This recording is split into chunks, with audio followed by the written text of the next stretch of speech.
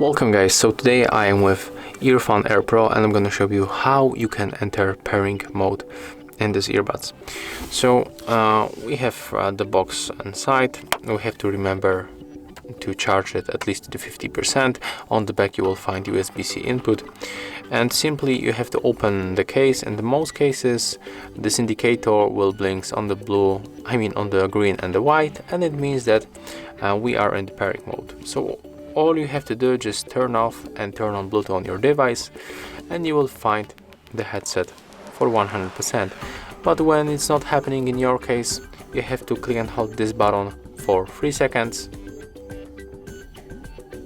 and after 3 seconds this earbuds will be simply in the pairing mode. So let me show you. Let's accept the pairing request. Right now I'm gonna remove connection and manually click and hold the button,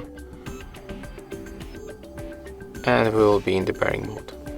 So yeah, that's all. If you find this video helpful, remember to like, comment and subscribe.